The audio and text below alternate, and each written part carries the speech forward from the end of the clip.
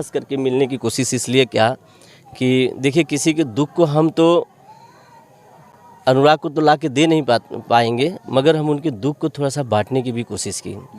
पर मैं क्या कहूँ, मनोज जी एक बड़ा ये दिखाओ जरा सा, ये जो डबल मंजिले का घर है, ये उस अपराधी का है, उस हरामखोर का है।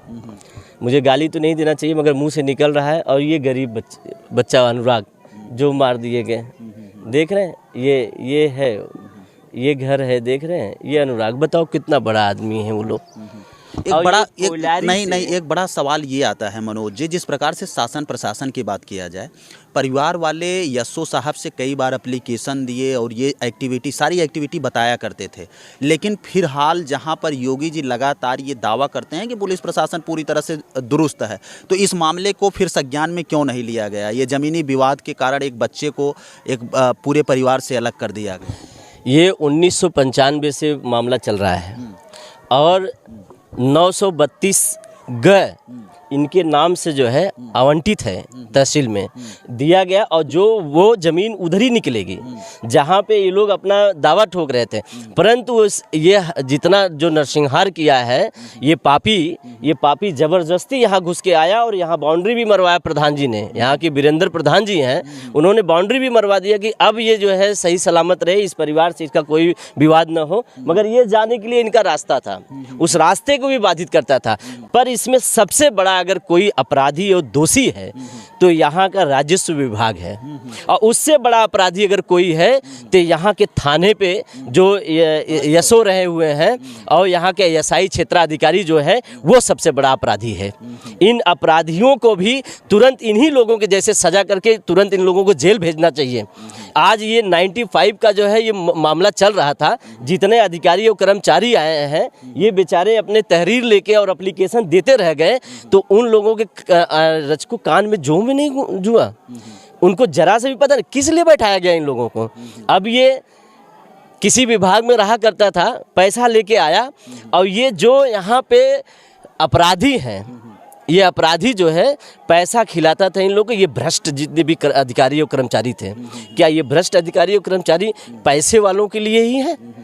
क्या ये यहाँ पे जीने के हक और अधिकार यहाँ के गरीबों लोगों को नहीं है? इनके लिए न्याय नहीं बना है? जिस हिसाब से अनुराग के पिताजी का बयान आ रहा है, वो ये कह रहे हैं कि जब हम लोग यस्सो साहब से बात करते थे, वो कहते थे कि ये मतलब जाति सूचक वर्ड यूज करते थे कि ये अहिरों का मामला है और जब तक कोई बड़ा कांड नहीं होगा तब तक ये शांत नहीं होगा। एक यस्सो अगर इस प्रकार की बात करे तो कैसे प्रदेश की लाइन ऑर्डर और तमाम चीज़ें कैसे चलेंगी? पता नहीं, ये लोग जाहिल लोग संवैधानिक पद पे जब जाते हैं, क्या उस दायरे को पढ़ लिख के आते हैं कि उनको काम क्या करना है, किस आधार पे काम करना है?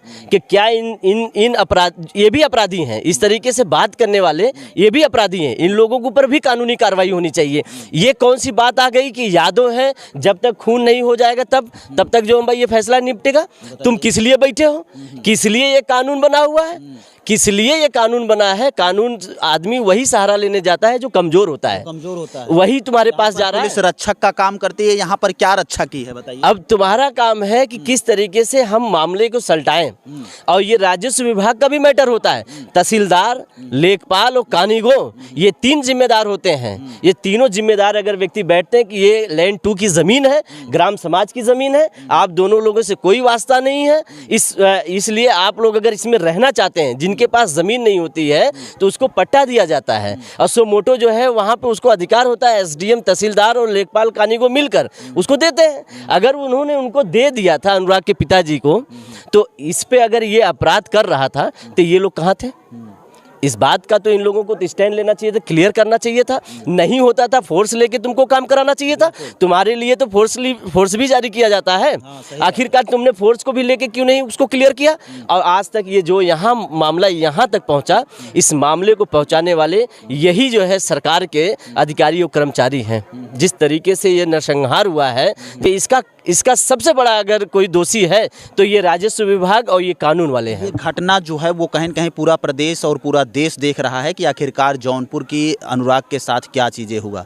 जिस प्रकार से शरीर से सर जो है वो अलग कर दिया गया, कहीं न कहीं ये बहुत बड़ी घटना है। और इस पर अगर प्रदेश सरकार की बात किया जाए, योगी जी की बात किया जाए, अभी तक कुछ बयान नहीं आया है। और लगातार अपराधी को कल राजेश यादव को कल वहाँ से, राजेश ही नाम है ना, रमेश यादव, कल रमेश यादव को लखनऊ से गिरफ्तार किया गया, लेकिन कुछ कड़ी कार्रवाई नहीं दिख रही। 3 की एसटीएफ उस समय कहाँ चली गई थी? जब वो मंगेश यादव को फर्जी इनकाउंटर कर सकते थे तो ये तो अपराध किया था। बिल्कुल, ये तो पता ये अपराध किया था। इसको क्यों नहीं इसका इनकाउंटर कर दिया गया? हाफ इनकाउंटर इनका लाया हुआ है, मगर इनकाउंटर होना चाहिए था। उसको जो है रमेश को वहीं मार देना चाहिए था। ऐसे अपराधी को जब मार देते तो यहाँ माँ के दिल पे थोड़ी ठंडक मिल जाती और पिता के भी दिल पे थोड़ा ठंडक मिल जाता कि मेरे बेटे को मारने वाला जो अपराधी है उसको मार दिया गया। मगर आज इसीलिए रो रहे हैं। देख रहे हैं, मैं जब मिल के आया हूँ कि ये अपराधी आज भी जिंदा हैं, उनके बेटे को मारकर, तो उस माँ के ऊपर, उस पिता के ऊपर क्या बीतेगी? हम तो चाहते हैं कि 5 बेटी है उनके पास। मैं तो मांग भी करता हूं योगी आदित्यनाथ जी से, आप नहीं दे पाओगे, मगर जो ज़मीन है, ये मकान है, ये पावर है एसडीएम और तहसीलदार को तत्काल इन बेटियों के नाम से करके, और जो वहां पे राजेश एसआई है उसको तुरंत जो है टर्मिनेट करें नौकरी से, क्योंकि सारा रचा हुआ जो है खेल उसी का है। उसने ही रचा है कि आप कुछ भी कर लो, हम पुलिस विभाग में एसआई हैं, हम थाम लेंगे, बचा लेंगे। क्या ऐसे लोगों को, जो इस मानसिकता के लोग हैं, इन लोगों से योगी आदित्यनाथ जी नौकरी करवाएंगे?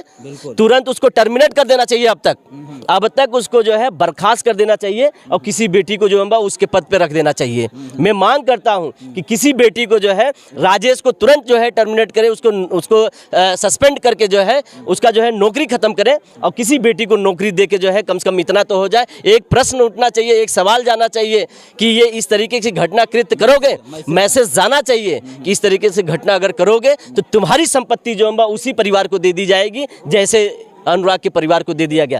पूरी जमीन उनको दे देना चाहिए, ये मकान उसके नाम से, बच्चे से, पिताजी के नाम करवा देना। वो तो कह रहे हैं कि मेरा बेटा चला गया, मुझे कुछ नहीं चाहिए, मगर मैं कहता हूं एक ऐसे तरीके का मैसेज दीजिए इस समाज में, इस प्रदेश में, ताकि इस तरीके से अपराध करने वाला जो दुनतार, जो मानसिकता के व्यक्ति होते हैं, कम से कम थर थर कांपे। ये भी होना चाहिए। बुलडोजर से घर गिराओ मत, ये घर उसको दे दो, ये घर दे दो, और जितने इसके परिवार के लोग हैं इनको आजीवन कारावास कर दो, और सजाए मौत लालता को और रमेश को सजाए मौत की सजा सुनाए, और इनके पूरे परिवार के जितने लोग हैं, क्योंकि जब भी तलवार उठाया होगा तो सारे परिवार के लोग रहे होंगे, और ये अपराध करने से पहले तो सब लोग साजिश करके उस बच्चे की हत्या की गई है। इसलिए सभी अपराधी हैं। पूरे परिवार को, इन लोगों को जो है आजीवन कारावास कर देना चाहिए, और फिर इसके बाद इसको क्या होना चाहिए जिसने ये कांड किया? सजाए मौत, लालता को, रमेश को सजाए मौत, तत्काल फांसी दी जाए। तत्काल है मुख्यमंत्री जी इस चीज को संज्ञान में लेते हुए कड़ी कार्रवाई करेंगे, और लगता है कि न्याय मिलेगा? मुख्यमंत्री जी वही कार्य करेंगे जो उनको शोभा देता है। क्या ये नहीं लग रहा है, ये गरीब, ये माँ, ये बेटी रो रही है, उनके कानों तक इनकी आवाज नहीं जा रही है? इसी प्रदेश में रहते हैं, आपके एलआईयू भी हैं यहाँ पे, क्या संदेश नहीं दे रहे? कल की बात कर रहे हैं, उनके पिताजी से मैंने बात किया, यहाँ पे एक एसआई आता है और कहता है कि आप क्यों रो रहे हो, आप ही गलत हो। बताओ, कल की बात कर रहा है, ये एसआई है, ये एसआई है। इसको तो मैं मांग करता हूँ तुरंत इसको भी सस्पेंड करें, अभी सस्पेंड करें इसको।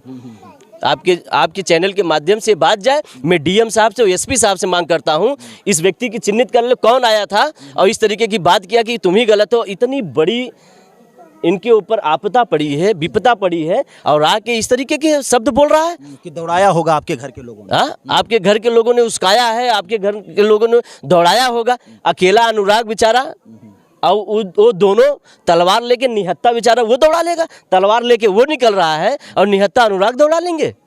हाँ, इतनी बेशर्मी से बात कर रहा है वो। एसपी से मैं मांग करता हूँ तत्काल उसको सस्पेंड करे, तुरंत सस्पेंड करे उसको।